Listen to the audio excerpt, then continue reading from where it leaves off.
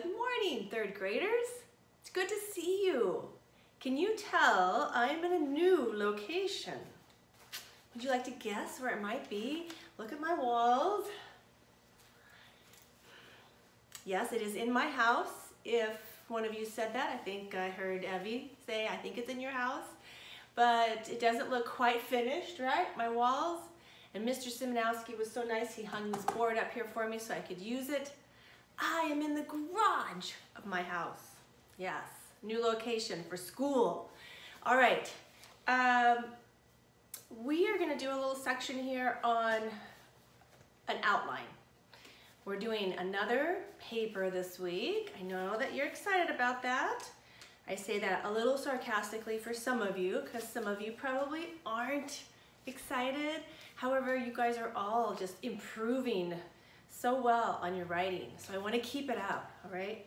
We read last week about Jawless Fish. I hope you didn't have any nightmares over Jawless Fish. They are, in my opinion, disgusting. But I know God created them, and so for some reason we need them, and they're very interesting. Do you remember what else we call them, or where the name comes from? It comes from a word, what we call them, another name for Jawless Fish is agnatha. And where does that word come from? Agnatha. Let's see, do you guys remember? I'm gonna write it here just to remind you, agnatha. Remember that word right there. I don't know how you pronounce it in Greek.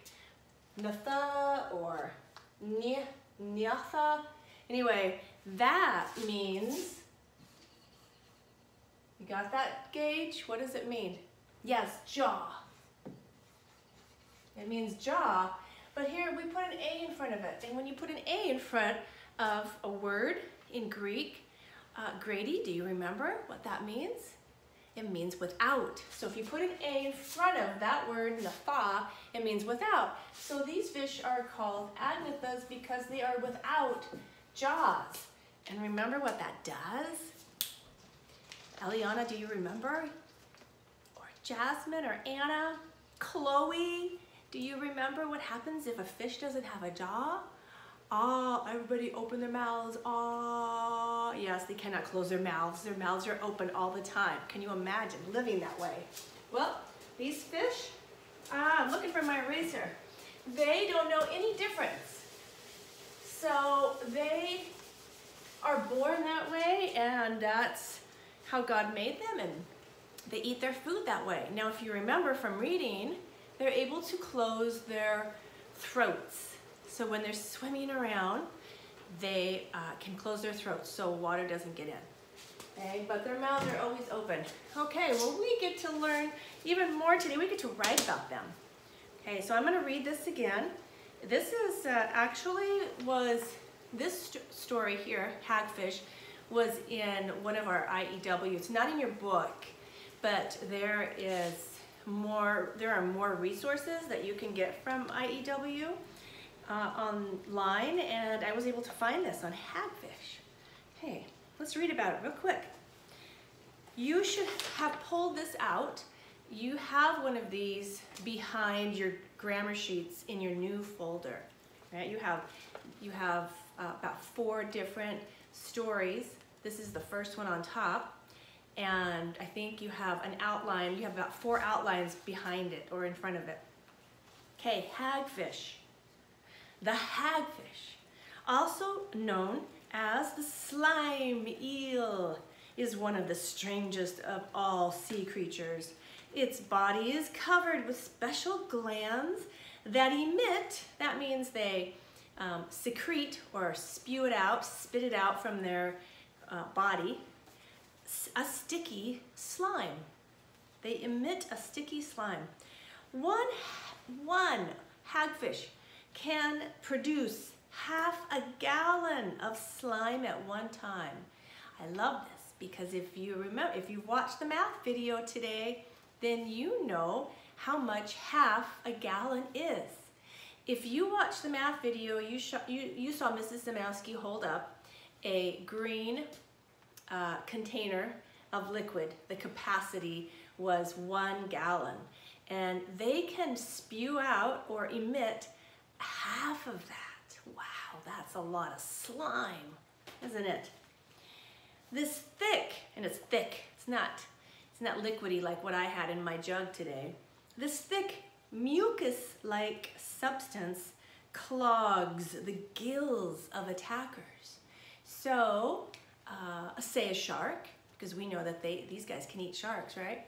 Say a shark is attacking a hagfish. He can spew out this mucousy, slimy stuff, and what it does is it would clog the shark's gills. And we know that his gills are where he breathes. So if it's like clogging up our lungs, he wouldn't be able to breathe anymore. Okay. To escape its own slime, okay, so it doesn't really want to be around its own slime, it will tie its body in a knot and push the slime off its tail, leaving the enemy to suffocate to death. To feed, to eat, the hagfish attaches itself to a wounded or sick fish and bores a hole into its flesh. Ew. With a special rasp-like tongue, remember their tongues have like sharp little needles on them, it scrapes and swallows the flesh of its prey. This monster literally eats its victim alive from the inside out. Okay, it's a little bit of a disgusting story, but it's very interesting, right? And we're learning about sea creatures, so remember, this is called a jawless fish or an agnatha, which means without jaw. And he's called a hagfish. Okay, so now let's start writing our outline. I want to help you guys write your outline. Remember, I know that there are several of you that say, Mrs. Simonowski, we can write our own outline, and that's great. You can turn the tape off now if you want and go write your outline. But if you want a little bit of help from me today or this week, then follow along. Okay, the hagfish, also known as the slime eel, is one of the strangest of all sea creatures. So there's a lot in that sentence, so we need to pick out important words. So look at that sentence and be thinking about what are important words that you would want to remember if you don't have this story in front of you. Okay, well, we know that the title is Hagfish, so you could put that down. I don't know if you need it. You could abbreviate it, because we can do abbreviations, right?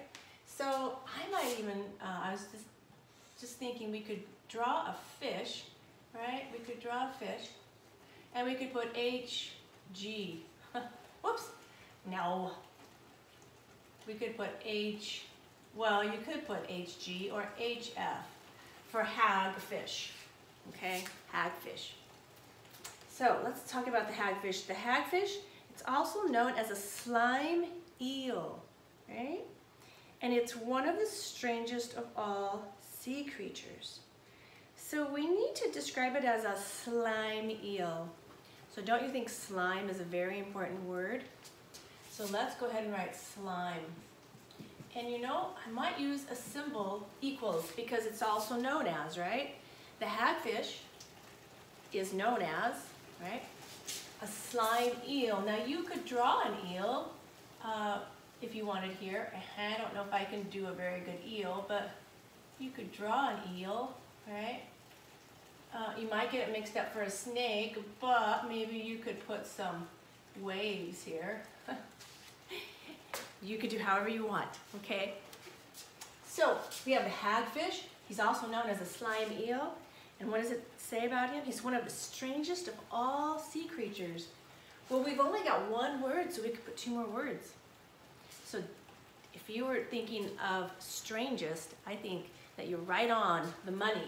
Strangest, I'm gonna put that. He is one of the strangest sea creatures. So I might put my ocean again for sea and put creatures. Okay? He's one of the strangest, not just creatures, but sea creatures. Okay, we got our first line done. Let's do our next one. Its body is covered with special glands that emit a sticky slime. Okay, so think of some words that are important. His body, right? It's covered, right? That's a verb. Verbs are really important, remember? And it's covered with what? Special glands. So it's covered with glands that spew out or emit a sticky slime. Ooh, I don't know what we should put here. I think you want to for sure say that it's covered with special glands. So you don't have to say special. You could put covered with, like that is one of our symbol words, so that's a freebie. So it's covered with a slime, all right? We can remember that it's sticky. It's covered with a slime. Oh wait, I'm sorry, oops, I messed up. It's covered with glands that emit or spew out a slime, a sticky slime. So I need my eraser again, down here, okay. Whoops. So it's covered with glands. Okay, covered with glands that spew out. I'm gonna do like, ew, he's spewing out, right? That spew out a slime. So his body's covered with glands that spew out a slime. Now, when you're doing your outline, you know, get your thinking cap on and be thinking ahead of maybe an alliteration. This would be a great one, right? It's covered with glands that spew out or spit out sticky slime. That's a great alliteration right there. Okay, next sentence. One hagfish can produce half a gallon of slime at one time. So we're gonna put one, okay, the number one, freebie, right? Numbers are free. One hagfish. I'm gonna do that same symbol again. So now I have another freebie, right? One hagfish, HF, okay? One hagfish can produce half a gallon. So I'm gonna say produce. I'm gonna do equals again, okay? It can produce or it equals. I don't know if that's a great one, but I know what I'm trying to say. It can produce half a gallon of slime. Half a G. You'll learn in math today that the abbreviation for gallon is just a G period. So they can produce a half a gallon of slime at one time. Here's an abbreviation for an at. It's like a little circle and you go around. That looks like an E, but an at sign is like kind of like that. At one time. I have a lot of numbers in there. One and half and one.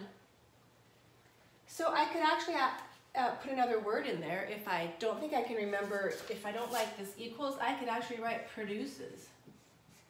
Produces. Okay, so one hagfish produces half a gallon of slime at, it's my little at symbol, one time. Okay. Now the next sentence says, this thick mucus-like substance clogs the gills of attackers. Okay, what do you think are some key words there, Samuel? What's important to remember? Well, we've got a thick, it's describing the mucus, right, that comes out, or the slime. It's thick and it's mucusy, and it clogs the gills of the attackers. So remember the verb here. What would the verb be here, Grady? Yeah, it would be clogs, right? Okay, so if it's clogging the gills of the attackers, I think it's important that you might say this mucus, okay, because that's describing it. The mucus clogs the gills. I think it's important that you say that. The gills of the attackers. I don't know how you would write attackers. I don't even know. Mucus clogs gills. I think that's all you need, because you'll know that it's the predators, right? That are the attackers. That's what the hagfish does. he produces this slime, which is mucousy, thick, and it clogs the gills of the fish that's attacking it. So I think you can remember that. If you want to try to draw a picture there, you can, but don't spend a lot of time on that. Okay, let's go to the next sentence. To escape its own slime, okay, now it's talking about the hagfish again. To escape its own slime, it will tie its body in a knot and push the slime off its tail, leaving the enemy to suffocate to death. Wow, I almost wonder if you need 2 lines for this one. You might. You probably don't have to write to escape its own slime, because you could probably remember that. So you could say, tie its body in a knot, and pushes the slime off its tail. I think that's important to know, right? So it ties, you could probably make a bow. It ties, okay? You might be able to make a better bow than that. Can you see my bow? So that's my symbol, ties its body, its own body. I'm just gonna say ties body into a knot to escape its slime.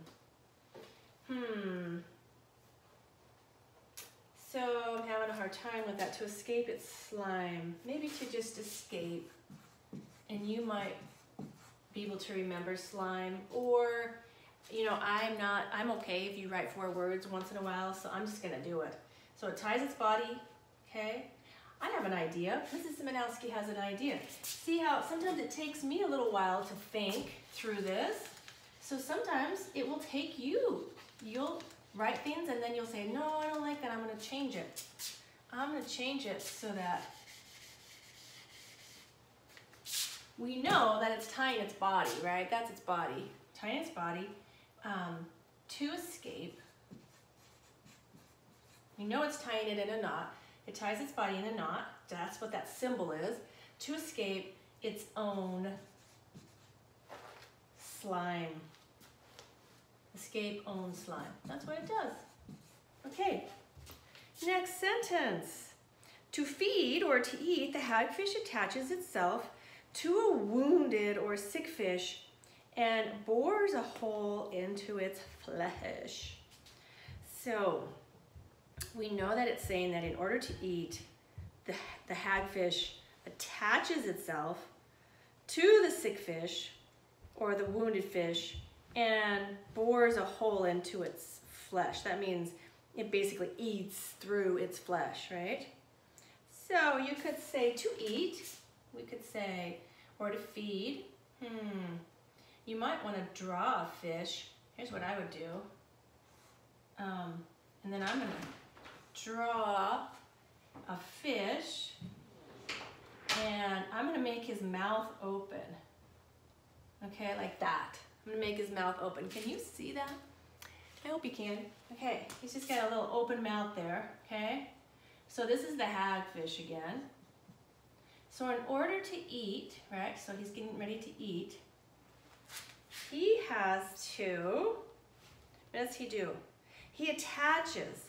That's the verb I want to write because I don't know how to draw attaches. So he attaches himself to the predator, you know, or the sick fish, and he bores a hole, or you know, he chews a hole into the flesh. So maybe I'm going to draw another arrow. He makes a hole into the flesh. I think there's a symbol for into. And you know what? I'm going to look. We have symbols in here. Let's just look real quick. There's a symbol for into, and that might be really handy right now to have. Okay, into. Let me look for my all of my symbols. I think they're in the front of this book.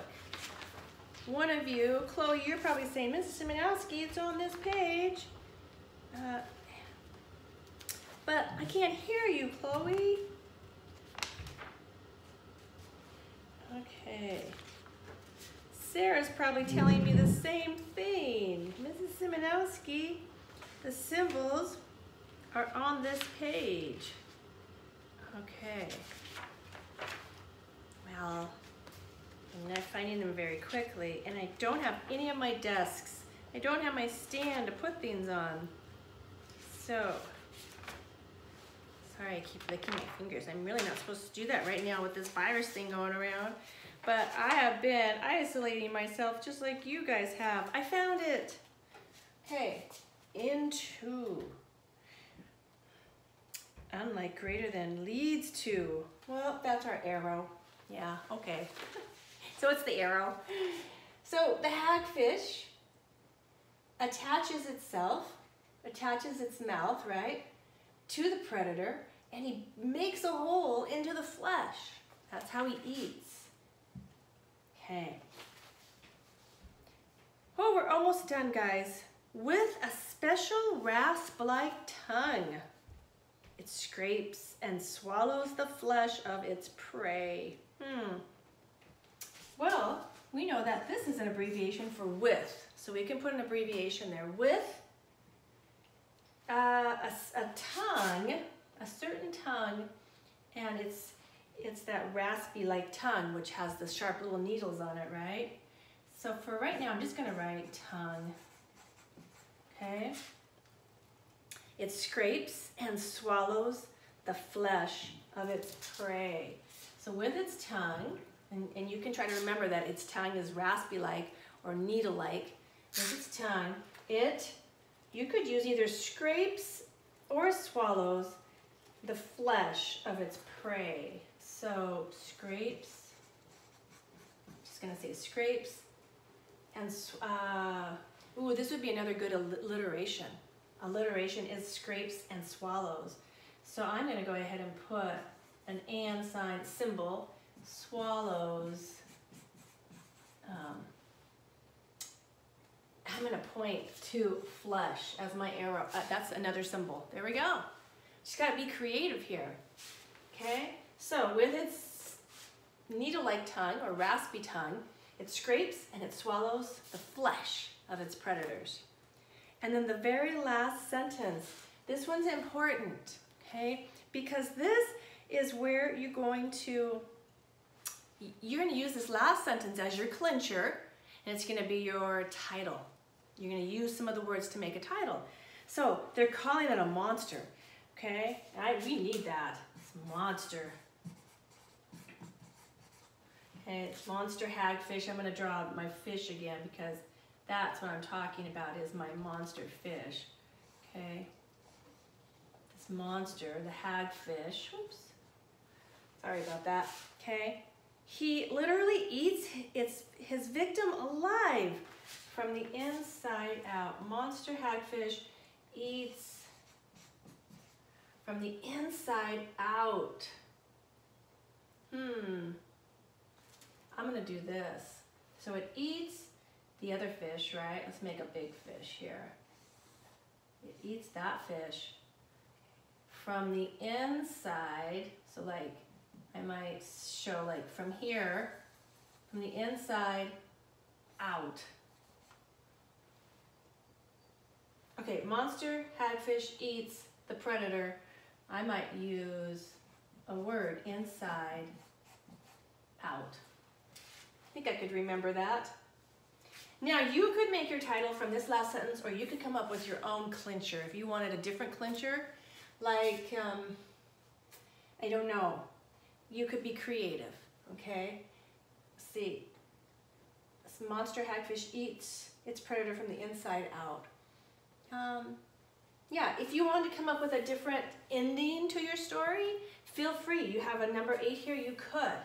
Just remember that if you do, you need to take some of those words, 1 or 2 of those words, and use them for your title. Now I'm going to erase this because I'm going to show you what I mean by using your last sentence to make your title, because you get graded on this. You're graded on that. And so I might title it The Monster, or I might title it the Hagfish Monster, okay?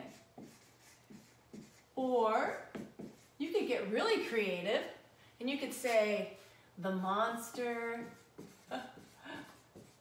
remember to capitalize, this should be a capital letter, the monster from the deep, okay? Or from the deep sea. Now, I did get monster in there, didn't I? Right? So at least I had one word that is in the last of my sentence. That's from the last sentence that I wrote. Just remember that if you come up with an extra sentence, that is the sentence that you need to pull a word and put it in your title. Okay? All right. That is all I have for the outline. Now on your rough draft, I'm trying to think if I should do a different video. I think I will. So I'll talk about your rough draft tomorrow. All right. You guys have a great day and thanks for listening.